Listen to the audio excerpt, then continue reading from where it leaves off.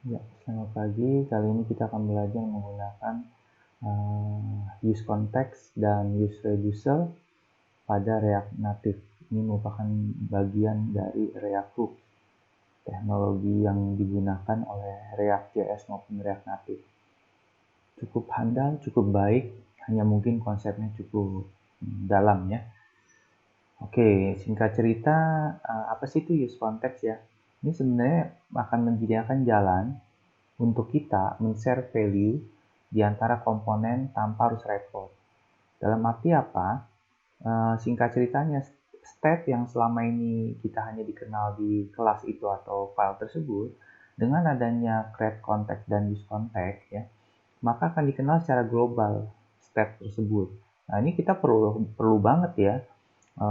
Sometimes kalau kita bikin aplikasi itu kita perlu state yang di dalamnya banyak variabel tersebut, kita bisa panggil atau gunakan di file atau kelas yang lainnya. Nah, inilah fungsi kegunaannya. Terus apalagi nih dengan use reducer? Use reducer ini menarik ya. Ibarat pembuat kopi hitam, kan kita giling ya biji kopi itu menjadi kopi halus. Nah, kopi halus pengertian di sini adalah current state yang ada. Kemudian untuk jadi kopi nikmat, kita harus campur dengan air panas. Nah, air panas ini merupakan action. Nah, terus jadikan kopi fresh yang segar di brew kan. Nah, ini disebut new state yang nikmat. Nah, use reducer itu hasilnya adalah new state. Ya. Singkat cerita, sebenarnya use reducer ini adalah pure function juga dan text in a state and action and return a new state. Ya. Yuk, apa yang kita lakukan cara codingnya? Cara codingnya kita seperti biasa, kita ciptakan satu file namanya di app.js namanya ar use context. Apa sih isinya ar use context? Kita buka ya. Nah, saya bikin dua file, use context dan use reducer untuk mempermudah belajarnya. Nah, apa yang dilakukan use context ini? Use context ini adalah membuat fungsi render hook. Ini sederhana ya.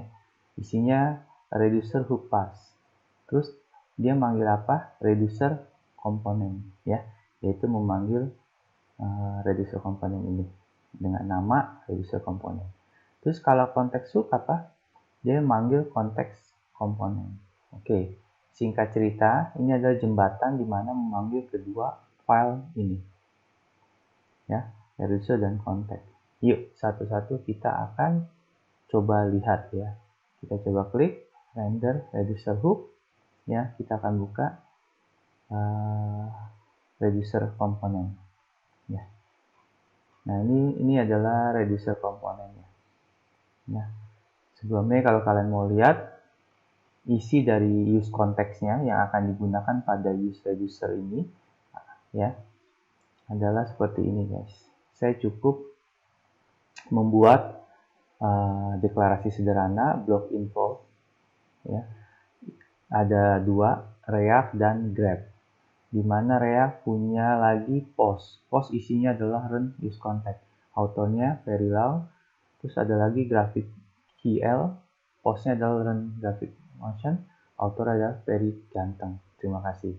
Nah, kemudian ini adalah pertama kali kita bikin create context, ya. Terus bikin create contextnya itu isinya apa? Isinya adalah dari yang blok info yang tadi di atas ini, ya. Oke. Kemudian namanya adalah blok info context. Nah, kemudian ini yang juga penting, kita harus definisikan. Jadi dari file dari nama variable block info context ini, ya, kita panggil di sini, kemudian kasih dot provider. Value-nya dari mana? Dari yang data block info tadi tersebut di atas ini. Oke, isinya apa? Dia memanggil, ini sederhana sih, dia memanggil block detail terus dan memanggil my other block info component. Pentingnya sebenarnya di sini, ya, konteks itu mulai bekerja. Terus kita buka block detail komponen. Nah, di sini isinya manggil dari block detail, ya, yaitu react.post. Nah, ini kok bisa? Karena apa? Dia menggunakan use context. Wah, ini dia pentingnya. Tadi kita create context, sekarang penggunaannya di use context. Kalau kita buka block info context, isinya apa? Yang tadi ini, ya, yang ada create context-nya. Kemudian ini bisa dipanggil, kemudian bisa dipanggil. Oke, kembali lagi kita lihat yang use context ya.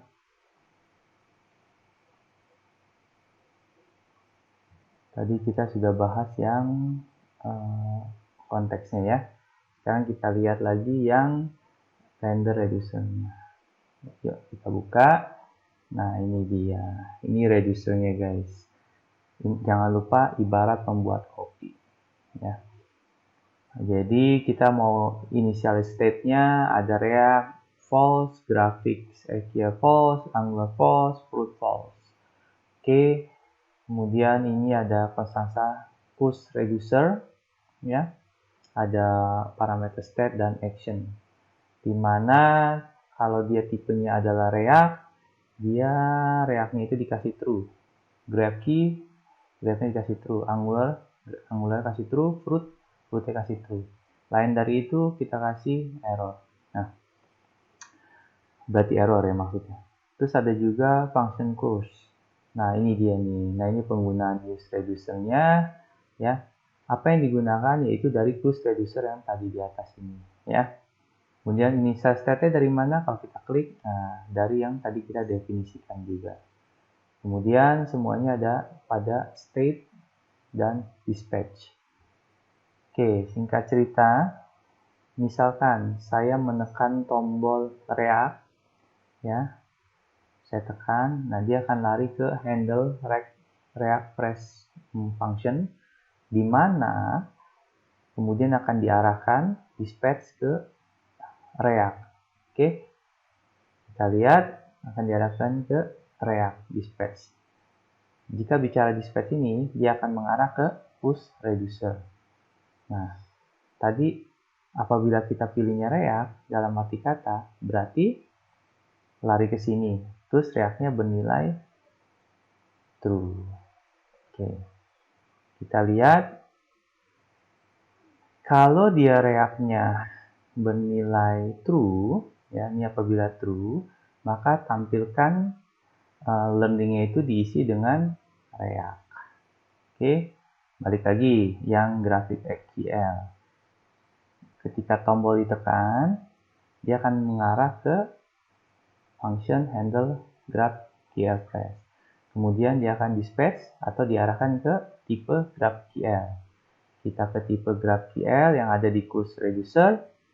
Nah ini, berarti kalau dia masuk ke kondisi ini, GraphQL-nya bernilai true. Nah, kita lihat di bagian UI-nya, kalau dia true, berarti dia nyetak GraphQL.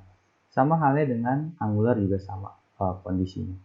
Nah, yang menarik di sini adalah state fruit. Saya sengaja kasih string. Yuk, state fruit ini sebelum ada tombol, saya kasih kalian bisa nginput nilai buahnya, ya.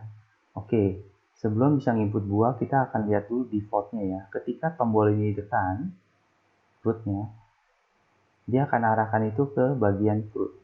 Nah, tapi saya juga bikin fruit ini yang initial state-nya kita sudah definisikan, ya, fruit. Saya pengen fruit ini dikasih nilai dari buah isinya. Loh, buah ini dapat dari mana? Nah, saya menggunakan useState guys. useState tentunya sebelumnya kita sudah belajar. useState ini lebih canggih dari setState karena nggak perlu ada di dalam kelas. Cukup dalam function saja sudah bisa menggunakan useState. Ini juga terdapat pada React ya. Nah, jadi saya pengen bikin setter dan getter ya. Ini ngeset buahnya, ini hasil dari buah yang sudah di-set oleh set buah ini.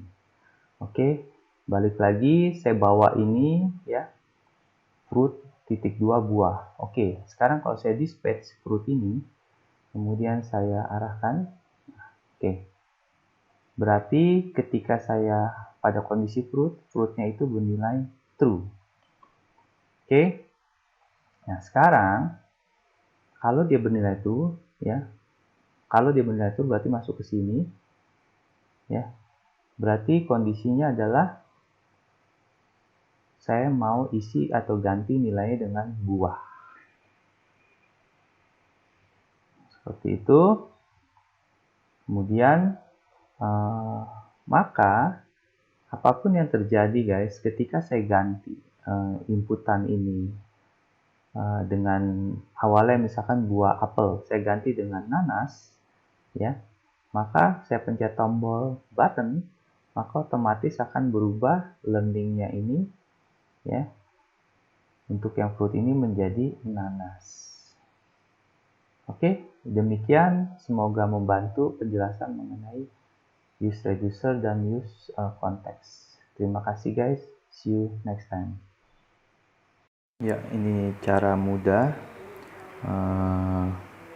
penjelasan mengenai use context dan use reducer ya, yang tadi saya jelaskan. Ini demo programnya.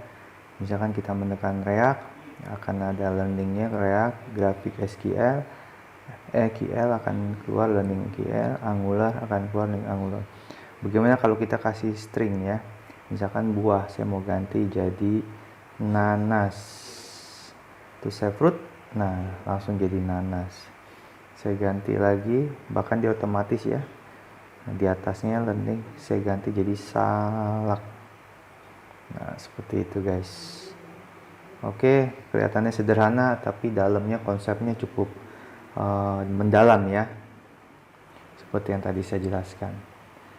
Thank you, see you again.